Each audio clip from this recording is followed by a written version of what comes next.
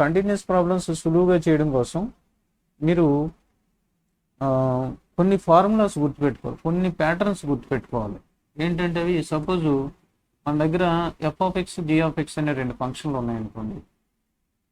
Suppose f(x) అనే function ఒకటి, g(x) అనే ఫంక్షన్ ఒకటి, రెండు ఫంక్షన్లు ఉన్నాయి. ఈ ఫంక్షను కూడా కంటిన్యూస్ అయితే ఎట్ పర్టికులర్ పాయింట్, ఏదో ఒక పాయింట్ x=a అనే పాయింట్ దగ్గర కంటిన్యూటీ గురించి మాట్లాడాలి మనం. x=a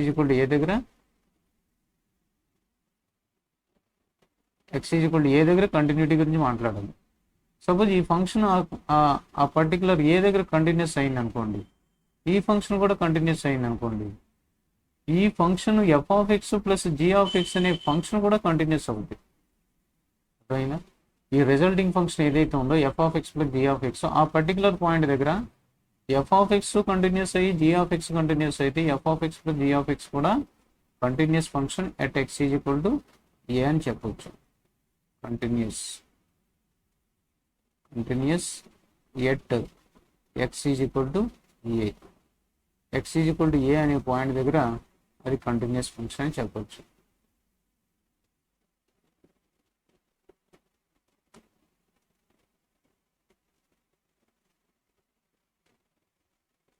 అది అలాగే సపోజ్ మైనస్ ఉన్నా సరే అంతే.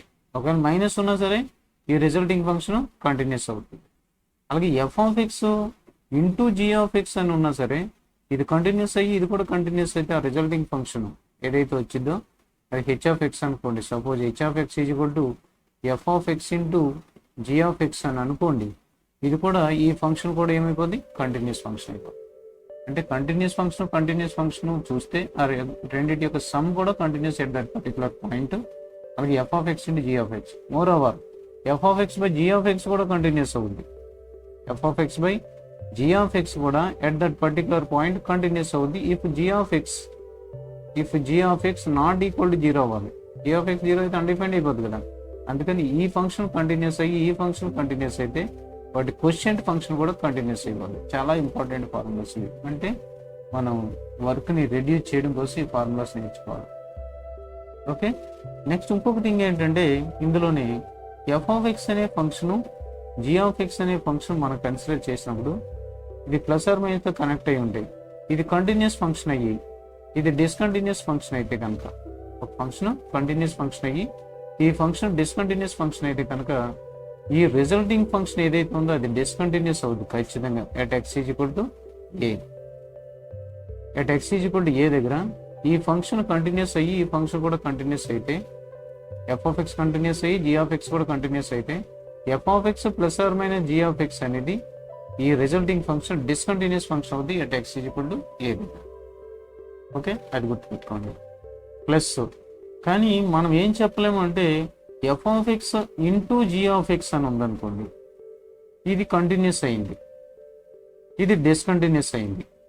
ఆ కేసులో మనం ఏమీ రిజల్ట్ ఫైండ్ అవుట్ చేయలేం, చెక్ చేసుకోవాలి ఫార్ములా వేసి. So nothing can be declared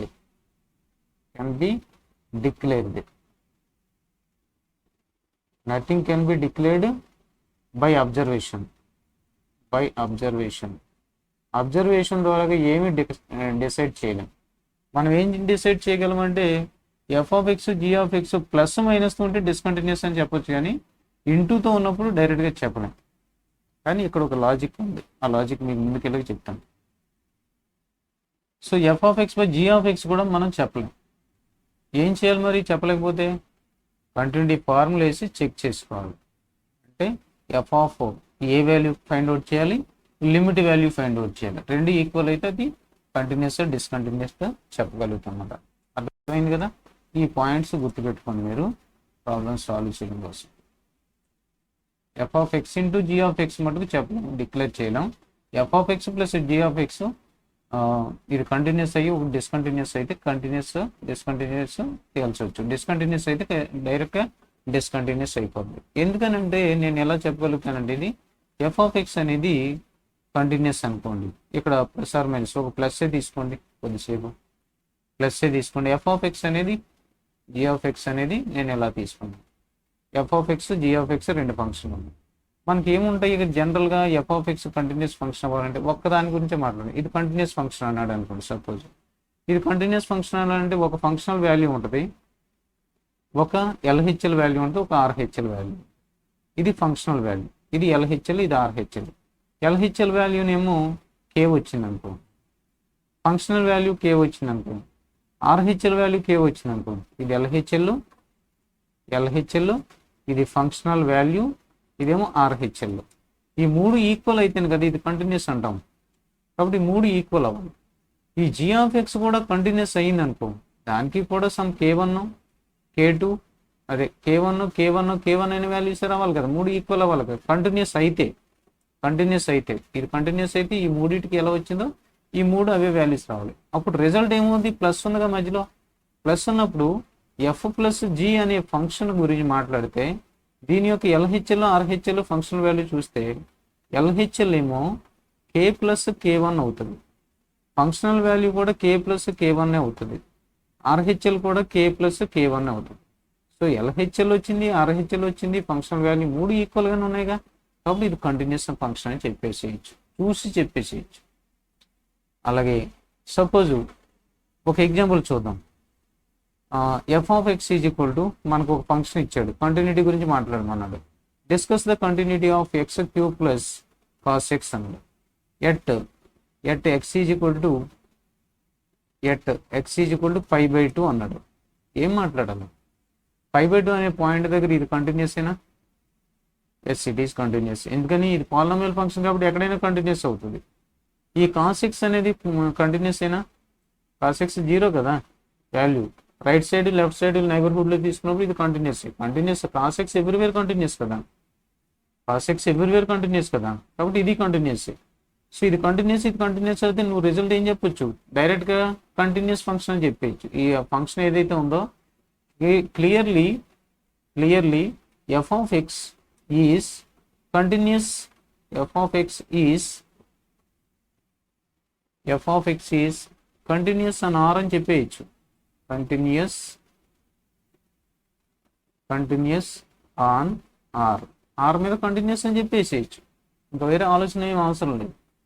ఒకవేళ ఇంటూ ఉన్నా సరే అంతే, c into x cube into cos x ఉన్నా సరే ఇది continuous, therefore their product is also continuous. Okay, అయితే డిస్కంటిన్యూటీ గురించి మాట్లాడేటప్పుడు కొంచెం ఇబ్బంది పడాల్సి ఉంది. ఏం చేత, సపోజ్ ఎఫ్ ఆఫ్ ఎక్స్ అనే ఫంక్షన్ ఉంది, జీ ఆఫ్ ఎక్స్ అనే ఫంక్షన్ ఉంది. ఈ రెండు ఏమవుతున్నాయంటే మైనస్తో ఉందండి కనెక్ట్ అయ్యి. ఇదేమో కంటిన్యూస్ ఫంక్షనే అనుకోండి, ఇదేమో డిస్కంటిన్యూస్ ఫంక్షనే అనుకోండి. ఇప్పుడు దీని యొక్క డిఫరెన్స్ డిస్కంటిన్యూస్ అని చెప్పేయచ్చు. ఎందుకని, ఈ కంటిన్యూస్ ఫంక్షన్కి ఎల్హెచ్ఎల్ సమ్ పి అనుకోండి, ఫంక్షనల్ వాల్యూ పి వస్తుంది, ఆర్హెచ్ఎల్ కూడా పీనే వస్తుంది. మూడు ఈక్వల్ అయితేనే కదా అది కంటిన్యూస్ అవ్వాలి.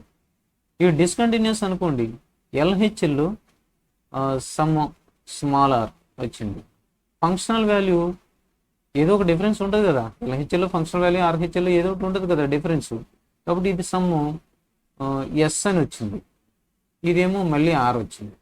ఇప్పుడు ఏమైంది, ఈ ఫంక్షన్కి సంబంధించి డిస్కంటిన్యూటీ అయిన వల్ల function value LHL RHL equal అవ్వలేదు, డిస్కంటిన్యూటీ ఒక కైండ్ ఇది.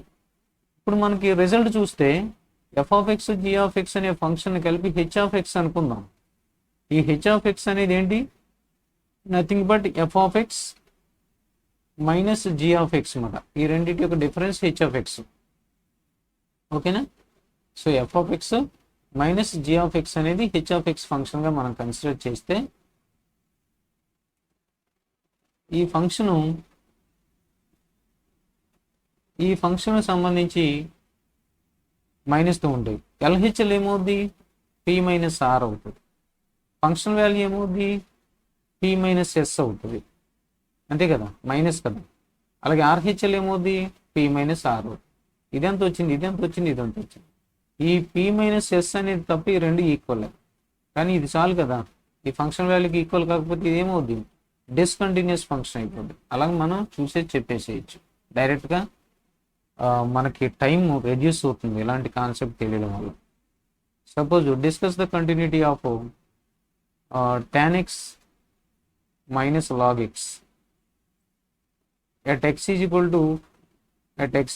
to సమ్ పాయింట్ ఎక్స్ అన్నట్టుగా పై అనే పాయింట్ తీసుకోండి. ఇది ఏమవుద్ది పై దగ్గర ఏమవుద్ది, ఇది టానిక్స్ పై దగ్గర 0 కదా, అంటే టానిక్స్ పై దగ్గర కంటిన్యూస్ అవుతుంది, పై బయట దగ్గర డిఫైన్ అవుతుంది, కానీ ఇది పై దగ్గర కంటిన్యూస్ అవుతుంది. డిస్కంటిన్యూటీ గురించి మాట్లాడలేదు కదా నేను. సరే, పై బయట దగ్గర తీసుకుందాం. పై బయట దగ్గర ఇది డిస్కంటిన్యూస్ కదా. డిస్కంటిన్యూస్ అంటే ఏంటి, ఇది ఎల్హెచ్ఎల్ ఏమొస్తుందో పై బయట దగ్గర, ఆర్హెచ్ఎల్ ఏమొస్తుందో ఫంక్షన్ వాల్యూ 3 వేరుగా ఉంటాయి. ఇప్పుడు దీని వాల్యూ ఏమవుతుంది, ఇది కంటిన్యూస్ అవుతుంది, పై బయట దగ్గర పాజిటివ్ నెంబరే కాబట్టి కంటిన్యూస్ అవుతుంది. ఇది కంటిన్యూస్ ఫంక్షన్, ఇది డిస్కంటిన్యూస్ ఫంక్షన్. క్లియర్గా మీరు ఏం చెప్పొచ్చు పైన ఉన్న నోటేషన్ బట్టి, డిస్కంటిన్యూస్ మైనస్ కంటిన్యూస్ అంటే ఏమవుతుంది, డైరెక్ట్గా డిస్కంటిన్యూస్ ఎట్ దట్ పాయింట్ అని చెప్పేసేయచ్చు. ఎందుకని ఈ మూడు డిఫరెంట్ ఉంటాయి, LHL RHL function value different ఉంటాయి. ఈ 3 ఈక్వల్గా ఉంటాయి, ఎల్హెచ్ఎల్ ఫంక్షన్ వాల్యూ ఆర్హెచ్ఎల్ ఈక్వల్గా ఉంటాయి. డైరెక్ట్గా మీరు ఆ పాయింట్ దగ్గర చూసి ఇది డిస్కంటిన్యూస్ ఫంక్షన్ అని రాసేసేయచ్చు. ఓకే, ఏం చేద్దాం, ఇది డిస్కంటిన్యూస్ అయితే దాంతో కనెక్ట్ అయితే ఆటోమేటిక్గా ఏ ఫంక్షన్ అయినా సరే కంటిన్యూస్ ఫంక్షన్ అయితే ఈ డిస్కంటిన్యూటీ వల్ల రిజల్టింగ్ ఫంక్షన్ డిస్కంటిన్యూస్ అయిపోతుంది.